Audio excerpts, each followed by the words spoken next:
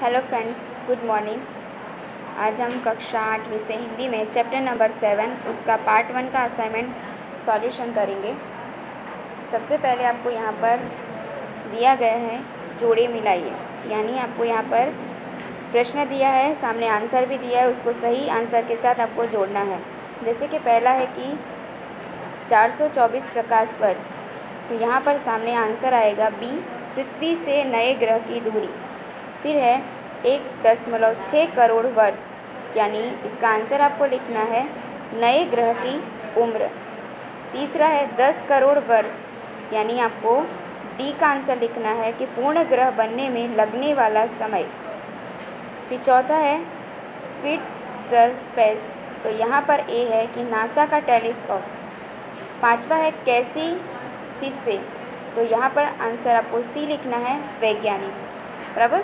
फिर आगे देखिए क्वेश्चन नंबर 2A है, निम्नलिखित प्रश्नों के उत्तर लिखिए। क्या तालाब का जल पीने के लिए योग्य है? यदि नहीं तो क्यों?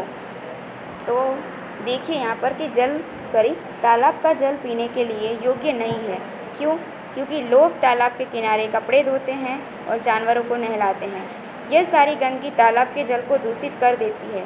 यह दूषित जल पीने से अनेक बीमारियां होने की संभावना रहती है, इसलिए तालाब का जल पीने योग्य नहीं है। फिर आगे देखिए, उसी में आपको दूसरा एक चित्र दिया है। चित्र के आधार पर आपको काव्य की रचना करनी है। तो ये कविता आप अपने तरीके से भी बना सकते हैं। आपको शब्द ढूंढना है, शब्दों की रचना अच्छे से वाक्य में करनी है और कविता बनानी है। आप एग्जाम्पल के लिए यहाँ से हेल्प ले सकते हैं कि घड़ी लगी दीवार पर, टिक टिक कर तू चलती है, समय बताती है तू हमें, रोज़ जगाती और सुलाती है हमें घड़ी, हम सारे काम करते हैं तुझे देखकर वो घड़ी।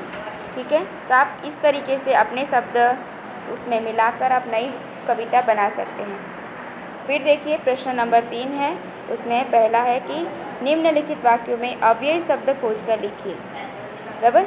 अव्यय यहाँ पर ये इस तरीके से होंगे कि कौन सा शब्द है, तो जैसे कि प्रकाश और स्मित घर चले गए, तो यहाँ पर आपको अव्यय के रूप में लिखना है। और वाह क्या कैच किया है, तो यहाँ पर आपको लिखना है वाह। तीसरा है वह तेज दौड़ा, तो यहाँ पर शब्द आएगा तेज। चौथा है कि दुर्योधन तथा कर्ण में गहरी मित्रता थी, तो यहाँ पर आएगा तथा। फिर देखिए प्रश्न नंबर 4A, निम्नलिखित परिच्छेद को पढ़कर उसके नीचे दिए गए प्रश्नों के उत्तर लिखिए। तो पहले तो हम यहाँ पैराग्राफ जो दिया है उसको पढ़ेंगे कि शिकागो AFP हमारी पृथ्वी से 424 प्रकाश वर्ष दूर गर्म गर्दो गुबार के बीच धरती जैसा एक नया ग्रह आकार ग्रहण कर रहा है। वैज्ञानिकों के मुताबिक 1 करोड़ से 1.6 करोड़ वर्ष की उम्र वाले इस ग्रह का सौरमंडल अभी मुश्किल से किशोरावस्था में है, लेकिन जॉन हॉपकिंस यूनिवर्सिटी की अप्लाइड फिजिक्स प्रयोगशाला के मुखिया कैरी सिस्से के मुताबिक यह पृथ्वी जैसे ग्रह के जन्म लेने की बिल्कुल सही अवस्था है। इस सौरमंडल के 2 तारों में से एक के इर्द गिर्द धूल की गहरी रिंग बन गई है। वैज्ञानिकों के मुताबिक यह रिंग सौरमंडल के बसने योग्य क्षेत्र में जमा हो रही है और एक दिन इस जगह पर धरती जैसा मिट्टी पत्थर से बना ग्रह जन्म लेगा, जिसमें पानी भी मौजूद होगा। सिस्से कहते हैं कि सूर्य जैसे तारों के चारों ओर धूल की ऐसी पट्टियों का जन्म लेना बहुत दुर्लभ घटना है और इसके बाहर की और बर्फीली बेल्ट से यह संभावना बनती है कि एक दिन इस ग्रह में पानी भी मौजूद होगा। उन्होंने कहा है कि ग्रह का रूप ले रही धूल उन्हीं पदार्थों से बनी है जिनसे हमारी पृथ्वी के क्रस्ट व कोर का निर्माण हुआ है। सिस्से के अनुसार इस बात से भी इनकार नहीं किया जा सकता है कि एक दिन वहाँ धरती जैसा जीवन भी पनपे। उन्होंने कहा कि यह धरती के जन्म की घटना दोबारा देखने जैसा अनुभव है। इस दुर्लभ ब्रह्मांडीय घटना की तस्वीरें नासा के स्पिट्ज़र स्पेस टेलीस्कोप ने उतारी है। वैज्ञानिकों के मुताबिक इन दृश्यों को धरती तक टेलीस्कोप तक पहुंचने में 424 वर्ष लग गए, लेकिन एक नए ग्रह के जीवन की तुलना में यह पलक झपकने जैसा है। उन्होंने बताया है कि इस ग्रह को हमारी पृथ्वी जैसा रूप ग्रहण करने में अभी 10 करोड़ साल लग सकते हैं।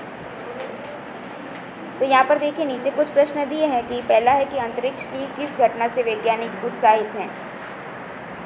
तो आप आंसर लिख सकेंगे कि वैज्ञानिक इस घटना से उत्साहित है कि अंतरिक्ष में पृथ्वी जैसा एक नया ग्रह जन्म ले रहा है।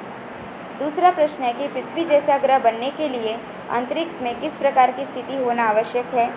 तो आंसर है कि पृथ्वी जैसा ग्रह बनने के लिए आवश्यक है कि अंतरिक्ष में पानी मौजूद हो, इसके साथ धूल मिट्टी की परत हो, ऐसी चट्टानें हों जिनसे पृथ्वी की ऊपरी परतों का निर्माण हुआ हो। फिर देखिए निम्नलिखित प्रश्नों के उत्तर लिखिए। कौन शक्तिशाली है, कलम और तलवार?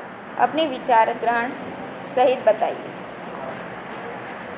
तो देखिए यहाँ पर आपको लिखना है कि कलम ज़्यादा ताकतवर है या फिर तलवार।